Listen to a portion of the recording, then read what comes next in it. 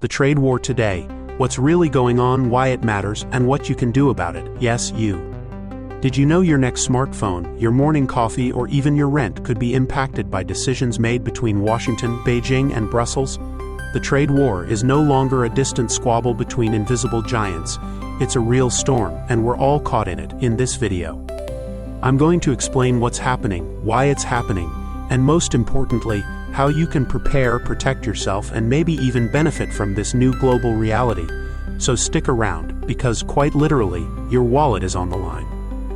And hey, if you're into geopolitics, global economics, and how all of this connects directly to your everyday life, hit that like button, subscribe to the channel, and drop a comment below with your take. Are we witnessing the beginning of something better, or the end of an era? The trade war isn't some faraway conflict between corporate titans anymore. It's creeping into your grocery bill, your electricity costs, and yes, your next Amazon order. As of 2025, the global trade conflict has entered a whole new phase. More complex, more geopolitical, more technological, and of course, more chaotic. This isn't just a US versus China showdown. It's a global choreography of economic chaos that touches almost every country.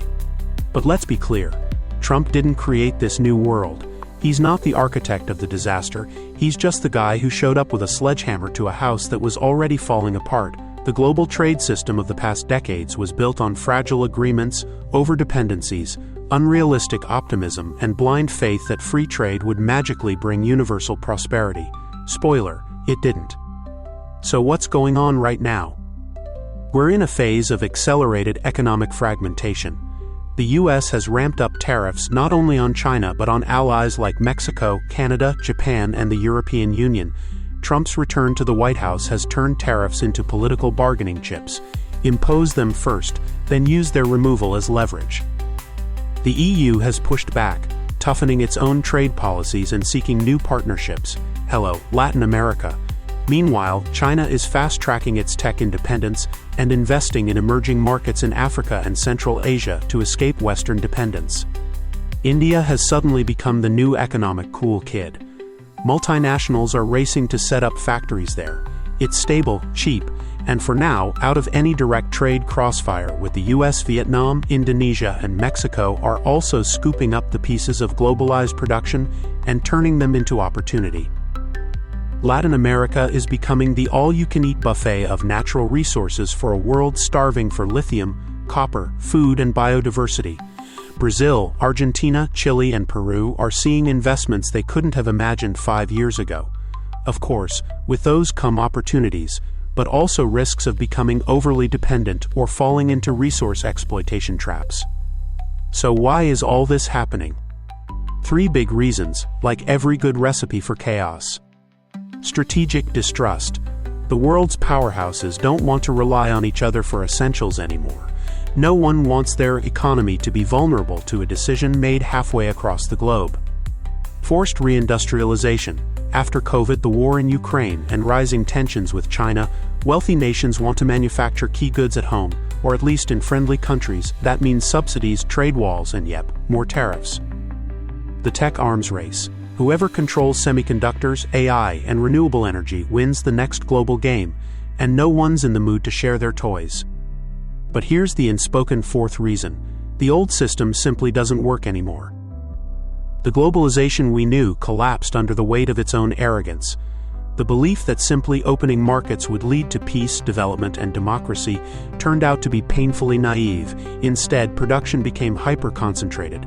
Jobs in the West got hollowed out, and when crises hit, the whole machine fell apart. The old order didn't collapse because of Trump. Trump just showed up to kick the wreckage.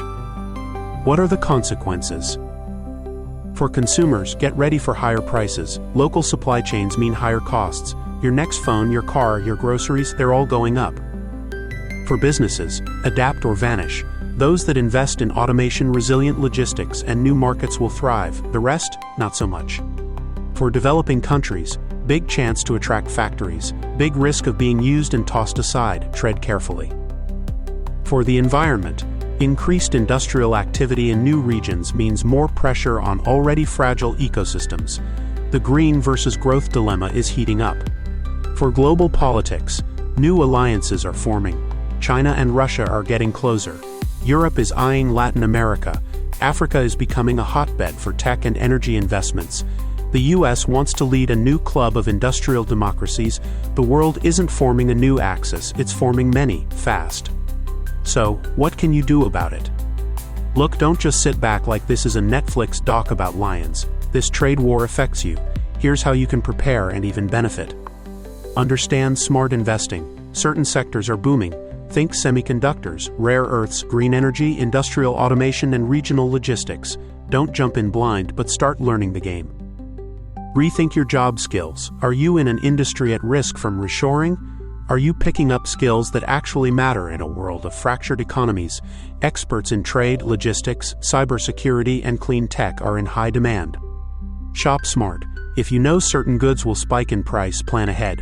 Appliances, electronics, building materials, some of these are getting pricier. Diversify your income. Relying on a single job or currency in a volatile world, risky. The world is going multipolar. You should too. Think geopolitically. Decisions made today shape the world tomorrow. Who's teaming up with whom? Where are the new opportunities forming? You don't need a PhD, just pay attention. Go local, go resilient. In a world of broken chains, local matters. Support local economies, learn practical skills, build community. It's more valuable than ever. The bottom line. The trade war isn't a headline. It's the scaffolding of a new economic reality. You can be a passive casualty or an informed player. Even if things seem bleak, remember, every crisis reshuffles the deck. Pay attention and you might just play your hand better than most. The old world, gone. The new one, still being built. It's messy, chaotic, and full of both risk and opportunity. Global connections, trade routes, and security systems are being rebuilt from scratch. And like every great shift, some will cling to the past while others grab the future. The game has changed, and we're all in it now, including you, so start making moves. If you made it this far, drop your thoughts in the comments. Are we headed for a new golden era or just deeper into the storm? Smash that like button, subscribe, and share this video with someone who still thinks tariffs are just a thing in textbooks, because trust me, this is just getting started.